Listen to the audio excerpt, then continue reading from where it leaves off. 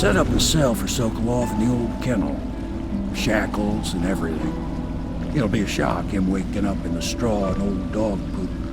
But from what I hear, he's woken up worse places. Guess we all have at that.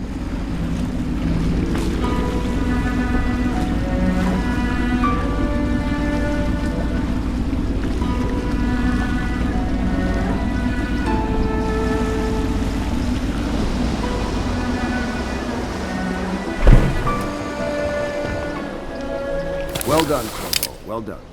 I doubt a dozen soldiers could have done it better. Sokolov's knowledge will enable us to strike at the Lord Regent directly, and ultimately help you get your life back. Soon, we won't have to hide in the shadows. The royal physician is brilliant, but he was a fool to protect the Lord Regent. Sokolov gave us the elixir, the war machines. He could have made us a great nation. Now he pays the price for siding with a tyrant. You have my thanks, sir.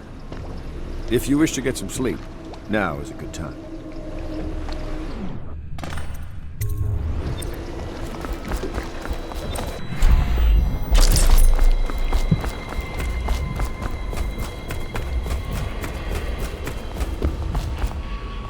Corvo, can I tell you something? I have a secret retreat nearby that may come in handy if the city watch ever kicks in the doors. It's an abandoned apartment across the street from the bar. I don't think anyone else here knows about it, but I'm guessing I can trust you. The key is stashed under my bunk upstairs. If there's ever trouble, you can go there for safety. I know I will. Yes, Mr. Corvo. I'll make sure your quarters are clean, sir.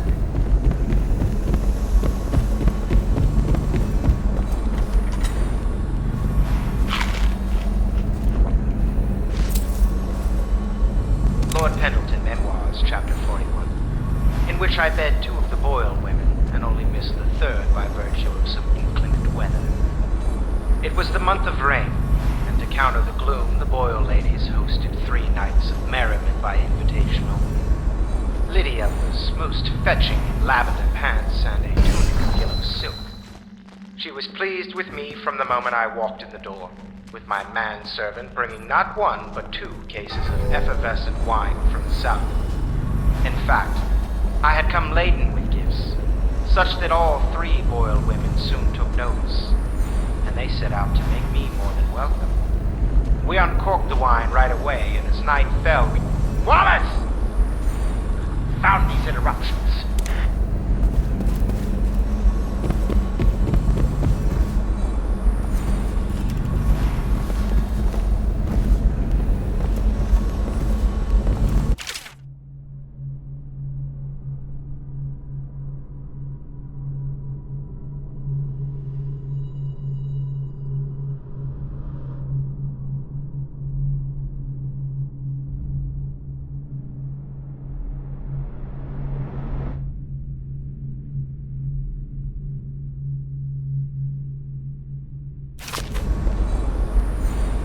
We're getting closer to reaching our goals, but our position is becoming more dangerous. And will be summarily... You don't house and feed a half-dozen people without leaving telltale traces. Riverboats pass day and...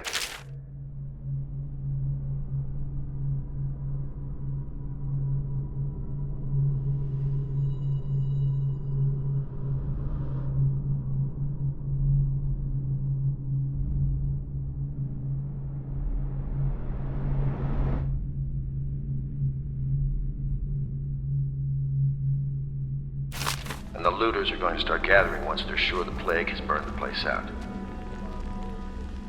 I conclude, if our enemies are not dead by the month of wind, we will be. There's a sadness in Emily, but she's strong. Weathering the death of her mother just a half a year ago better than most grown men I've known. Once we take Dunwall Tower, I'll see that her life is better.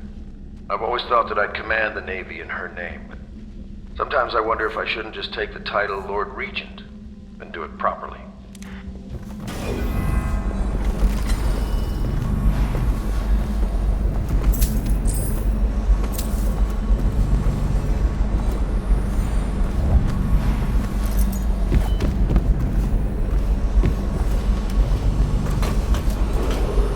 Attention, Dunwall citizens. You You are required to boil any water from public fountains or the river. Anyone who has consumed untreated water must be reported to the watch.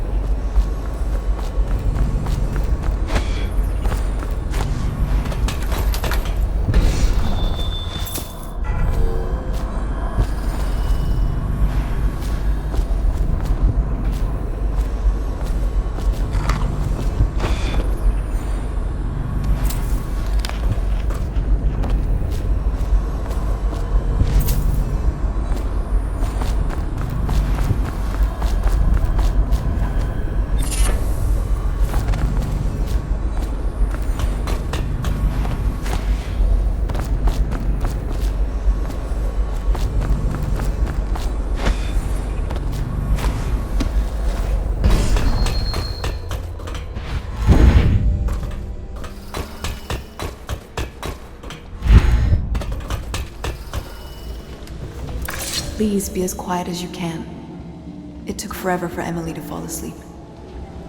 Poor dear. It's okay, Emily, I'm here. She seems happier when you're here. Though I know you have important things to do. Out there, in the city.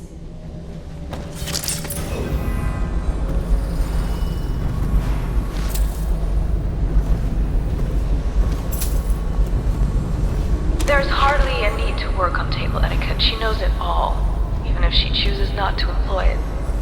She'd rather hold her spoon by the wrong end and pretend it's a sword. Then suddenly she changes and she's all manners, asking for a tea party. I tried to oblige her, but I have little to work with. No proper plate. Instead of a cloth napkin, I've only the bar rack. Ale mugs instead of teacups. I've asked for things befitting her, but they have their minds on other things. For now, Emily and I decided to make a pretend dinner using paper and little things she's found here and there. On the floor, I suppose. Not right for a princess, but it'll have to do.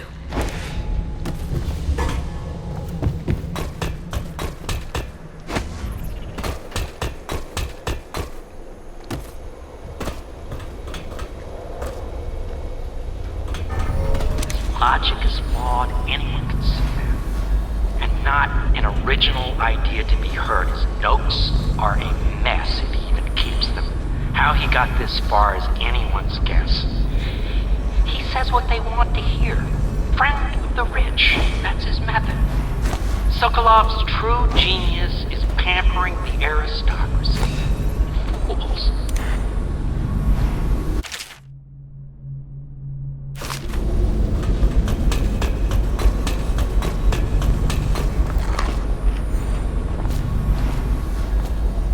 I'm working on a new arc pylon. It will perform absolutely stunning acts of destruction, I expect. Normally, I'm a natural philosopher, but today, consider me a humble craftsman here to serve.